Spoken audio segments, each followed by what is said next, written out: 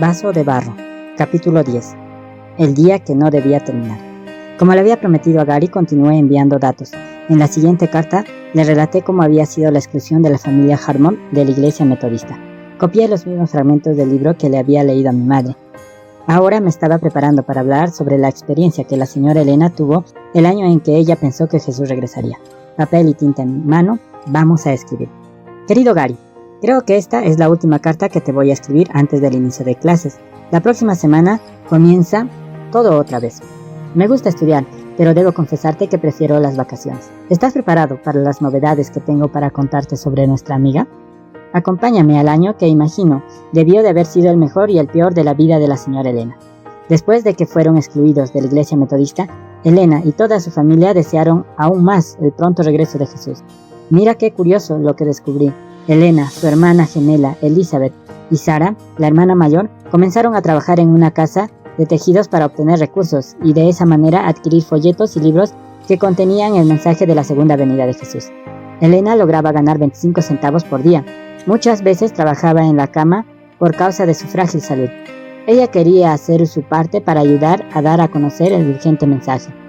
Después de estudiar con cuidado las profecías de Daniel de los 2300 años, los creyentes llegaron a la conclusión de que el regreso de Jesús sería alrededor del año 1843.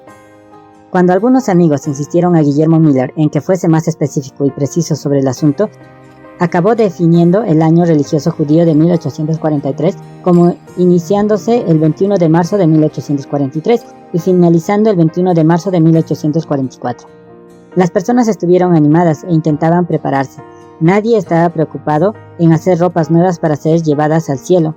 Los trajes que querían utilizar eran la pureza del alma y el carácter purificado del pecador por la sangre de Jesús. Pero ese periodo transcurrió sin ninguna novedad.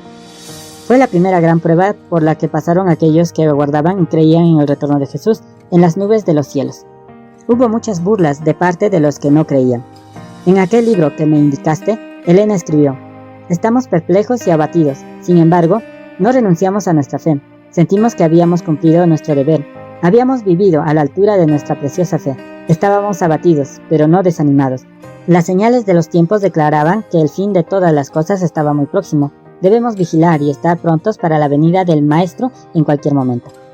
Este primer chasco fue considerado una prueba para revelar el corazón y el carácter de aquellos que decían amar la verdad.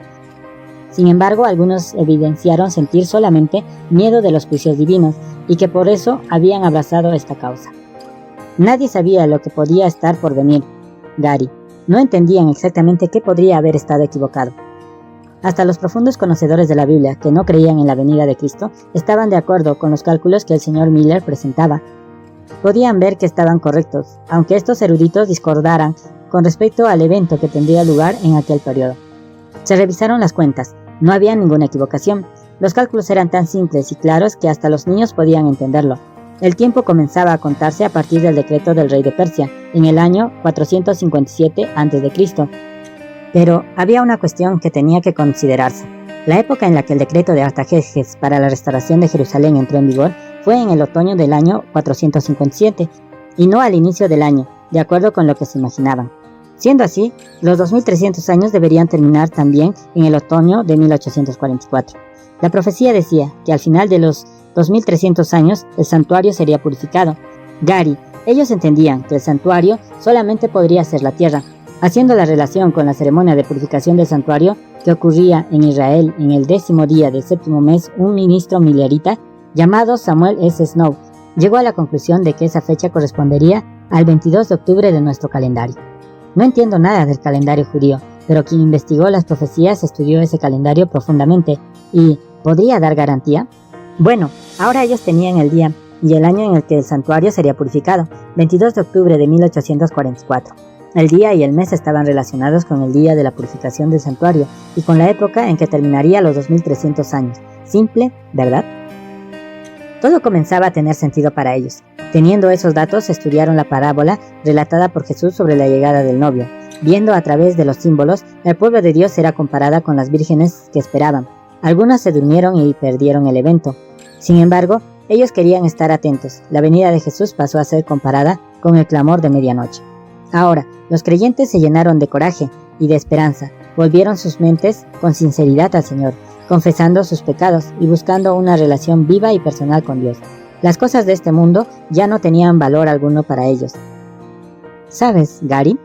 Leí en la página 454 de El conflicto de los siglos, otro libro de la señora Elena, que ese fue el movimiento religioso más sincero y libre de imperfecciones humanas y de los engaños del enemigo de Dios desde los días de los discípulos.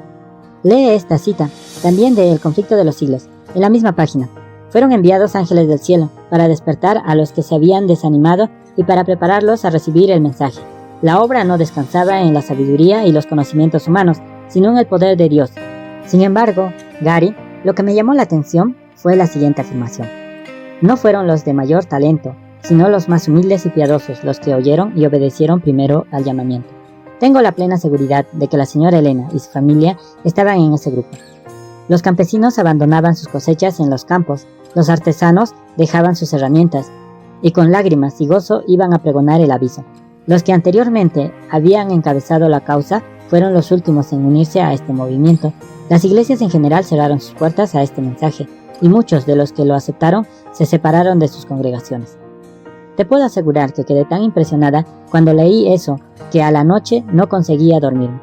Imaginé el sentimiento de aquellas personas. ¿Fueron tan sinceras? Pero el 22 de octubre de 1844, un martes, comenzó y terminó como cualquier otro día en la historia. Algunos habían buscado lugares altos, desde donde pudieran ver el primer indicio de la llegada de Jesús. ¿A qué hora vendría? La mañana pasó, el mediodía también, la tarde transcurrió normalmente, llegó la medianoche y el Salvador no había llegado. No pude evitar las lágrimas cuando leí la descripción de lo que aquellas personas sintieron e imaginé por lo que pasaron. Las palabras no eran suficientes para describir el chasco que experimentaron. La primera pregunta que me vino a la mente fue, ¿por qué tuvo que ser así? Aquel día no debería haber terminado. En ese momento me di cuenta de que estaba dominada por los sentimientos y no por la razón. Todo lo que sucedió estaba dentro de los planes perfectos de Dios. La profecía del apóstol Juan en Apocalipsis 10:9 hablaba de un librito que sería dulce en la boca, pero muy amargo en el estómago. En el momento correcto, Dios mostró a sus hijos fieles lo que representó aquel gran chasco. Todavía había muchas cosas que ellos deberían comprender, como la cuestión de la existencia de un santuario en el cielo, y que la purificación de la que hablaba el profeta Daniel se refería a ese santuario y no a la tierra, y muchas otras aclaraciones que solamente trajeron bendiciones en el futuro. No todos disfrutaron de esto. Muchos desintieron en el primer minuto del 23 de octubre y dieron la espalda a Dios. Sin embargo, como dice la señora Elena, esa situación mostró el verdadero carácter de las personas. Me sentí muy feliz porque Dios, en su infinita sabiduría, había preparado a la señora Elena para que tuviera una reacción positiva frente a ese momento tan crítico. Ella se dispuso a realizar de una forma aún más sincera aquello que Dios esperaba que hiciera. Estoy llegando nuevamente al final de una carta más. Solo quería decirte una cosa más. No tengo dudas de que la señora Elena fue, como dijo mi madre, un vaso elegido por Dios, un vaso de barro, yo diría, frágil, sin belleza exterior, pero muy útil porque se permitió ser utilizada totalmente por Dios. En la próxima carta te voy a hablar un poco más sobre eso. ¿Puede ser? Te deseo un feliz regreso a tus clases. Con cariño, Ana Beatriz. Postdata. Disculpa la gota de tinta. No forma parte de mi mensaje. Te estoy avisando esto para que no te quedes intentando descifrar alguna cosa. Fue solamente un accidente, con muchas ganas de volverte a ver.